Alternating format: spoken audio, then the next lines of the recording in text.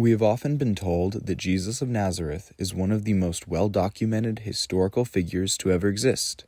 But is that a true statement or a piece of Christian propaganda to put seats in the pews? Today, I seek to provide substantial evidence supporting the historicity of Jesus. This evidence will be from non-biased sources who were not Christians themselves and had no real reason behind saying what they said, except if it was true. So without further ado, let's get into it. Publius Cornelius Tacitus, who was born in AD 56 and died in 120 AD, was a prominent Roman historian and politician who is widely regarded as one of the most important historians for his time. This quote is from Annals, written in AD 116, Book 15, Chapter 44, and I quote, "Christus, from whom the name had its origin, suffered the extreme penalty during the reign of Tiberius at the hands of one of our procurators, Pontius Pilatus."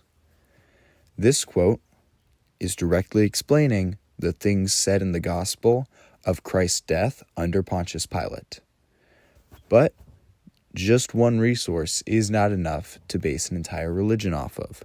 So I'm going to name the next source, which is from Pliny the Younger. Now, Pliny the Younger was born in AD 62 and died in AD 113.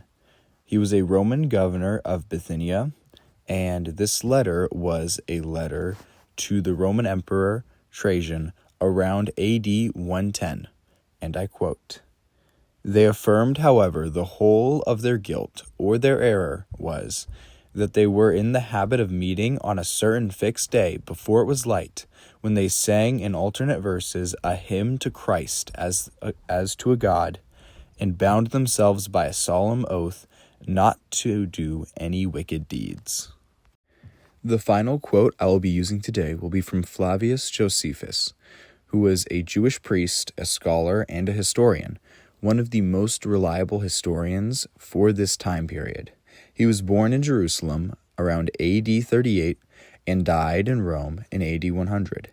Josephus wrote valuable works on the Jewish revolt of 66 through 70 and on early Jewish history. His major books are History of the Jewish War, The Antiquities of the Jews, and Against Apion. This quote is from Antiquities of the Jews, Chapter 3. "Now there was about this time Jesus, a wise man, if it be lawful to call him a man, for he was a doer of wonderful works, a teacher of such men as received the truth with pleasure.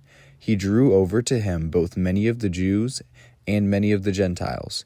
He was the Christ, and when Pilate, at the suggestion of the principal men amongst us, had condemned him to the cross, those that loved him at the first did not forsake him, for he appeared to them alive again the third day, as the divine prophets had foretold.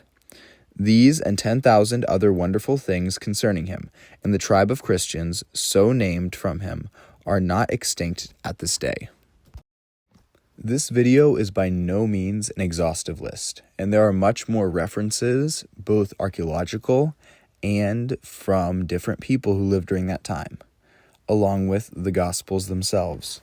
But just to recap, Publius Cornelius Tacitus, Pliny the Younger, and Flavius Josephus provide historical evidence supporting the accounts of the Gospels that there was a man named Jesus Christ of Nazareth, that he lived and that he died under Pontius Pilate, and that later people claimed he rose from the grave.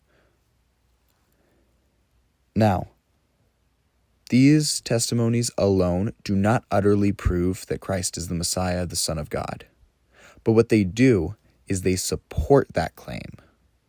That claim can be better understood by reading through the Gospels, understanding how accurate they were historically, and personal revelation.